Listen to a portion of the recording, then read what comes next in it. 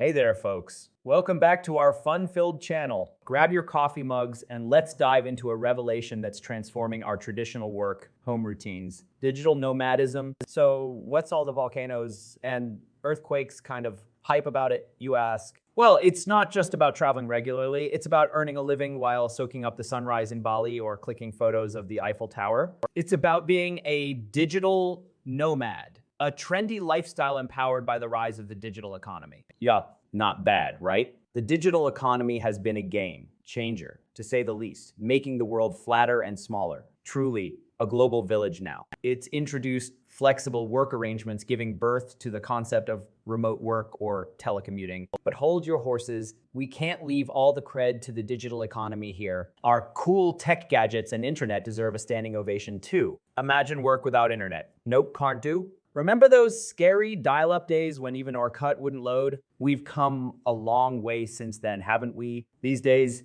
you can do pretty much anything online. Workshop, study, all while sipping a pina colada on a beach. The internet has steadily evolved into a reliable platform enabling advanced applications, cloud storage, video calls, online project tools, and many more, making remote work a cakewalk. And it's not just about work.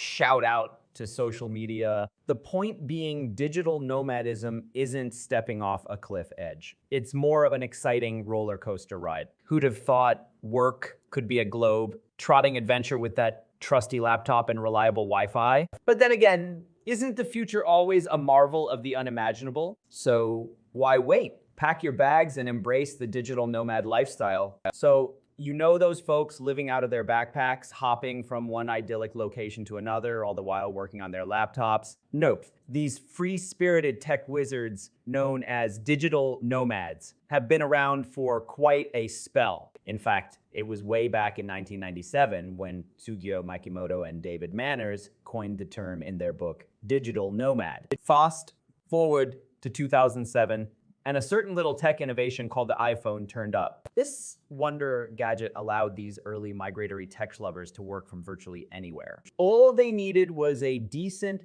Wi-Fi connection. This opened up a whole new world of possibilities, with more and more people trading in their 9-to-5 desk jobs for the freedom of the open road. Then in 2008, Arabine logged on, revolutionizing where these buddies could rest their heads. The whole dynamism of digital nomadism really lies at the crossroads of travel and work. Not gonna the idea of working from a cozy cafe in Paris or beside a beach in Bali is pretty darn appealing. And with the rise of reliable digital technology, not to mention the worldwide impact of the COVID-19 pandemic, more people and businesses are recognizing the value and practicality of remote work. But remember, it's not all about sipping margaritas by the pool while you bash out reports. It's also about embracing different cultures, meeting new people, and gaining new experiences. It's a different lifestyle, but for many, it's a perfect blend of work and play. Frankly, it's all about redefining the traditional norms of work and travel. And hey, who wouldn't want to ditch the typical office view for something a little bit more exotic? Just dive right in, shall we? Cool, let's chat about these boundary-pushing digital nomads shaking things up. You got legends like Pieter Levels who hit the road big time. This dude developed nomad hubs like Nomad List and Remote Oct, pretty much putting the digital nomad life on the map. Then there's Tim Ferriss. The guy's practically synonymous with location-independent lifestyles. He penned The 4-Hour Work Week, advocating for a radical shift away from the old 9-to-5 grind and establishing himself as a godfather of sorts for digital nomads. And we overlook the contributions of the women in the scene either. Esther Jacobs, the no excuses lady, is a shining beacon. She got thrust into this life after, wait for it, being booted out from her country for traveling too much. Talk about commitment, huh? But let's cruise along to the advocacy stuff. Loads of these digital nomads aren't just wandering the globe and raking in the dough. They're pushing hard for more acceptance of the lifestyle. They're championing things like co-working and co-living spaces, public Wi-Fi access in cities, and nomad-friendly immigration policies. Tim Ferriss himself has been arguing against the chains of traditional work environments for years. Now, on to their contributions to this movement. It's phenomenal. Apart from creating platforms and resources for the community, these influencers are shattering stereotypes, doing TED Talks, and even setting up educational programs. Levels started an academy to help wanna be nomads, while Greg Kaplan has Remote Year, which offers a one-year journey working, living, and traveling in 12 different cities around the world. So they play a sizable role in growing the nomad population, one remote worker at a time. All these high flyers have one thing in common: making the world their home and office. They're hitching a ride on technology and zipping off the traditional career path, and they seem to be having a blast doing it. No, these digital nomads are definitely shaking up how we view work and travel, and it's a total thrill to watch it unfold. Remember how folk initially raised eyebrows when we started yapping about digital nomadism? Lots of folks couldn't wrap their heads around the idea of swapping a secure 9-5 for something as unpredictable as this. After all, it's a bit wild in its setting out into the world with nothing but a laptop and a dream.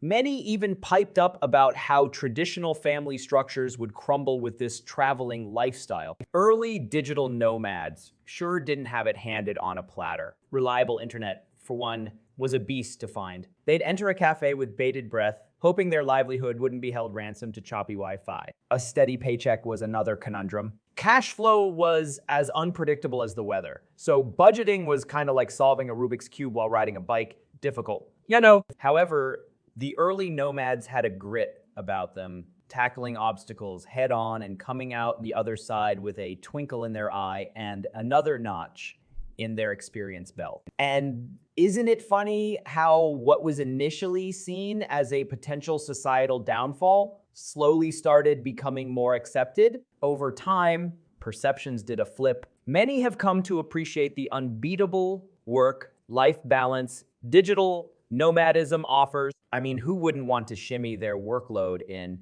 between sunbathing by a Greek beach and devouring tapas in Spain, right? Plus, let's not forget the numerous companies realizing the value in remote workers, flexible working situations, lower overhead costs, and increased talent pool. It's a win-win. It's been a wild ride to see the societal shift from skepticism to, at times, a smidgen of envy. Initially viewed as outliers, digital nomads now find themselves riding a wave of change and flexibility, introducing a new flavor to the conventional understanding of work. Just goes to show, doesn't it, that the absurdity of today could become the norm of tomorrow. Just picture scrolling through your emails while chilling at a beach in Bali or finalizing a presentation on a train ride through picturesque Austria. Welcome to the world of digital nomadism. Traveling around the globe while earning a paycheck is no longer a fantasy.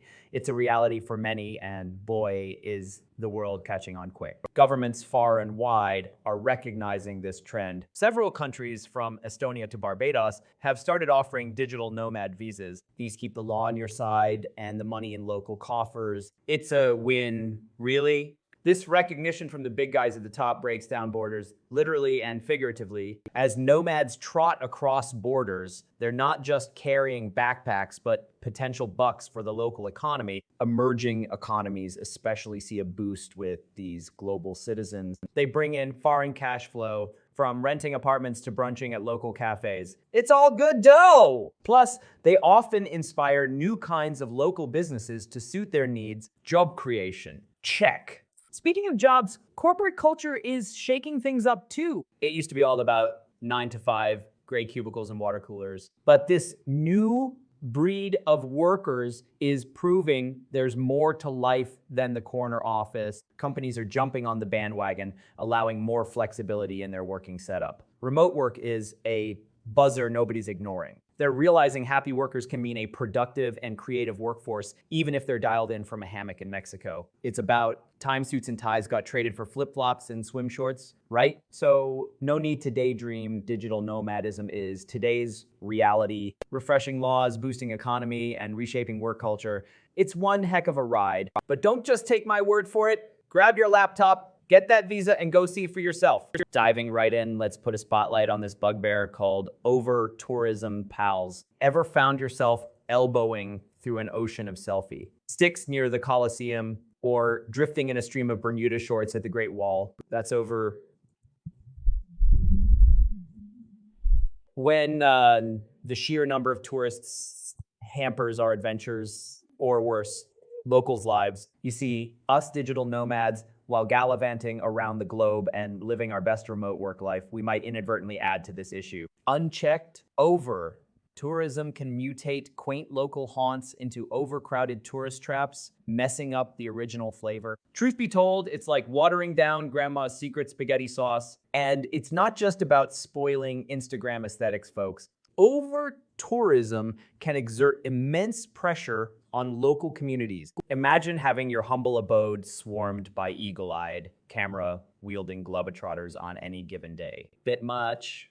Yep.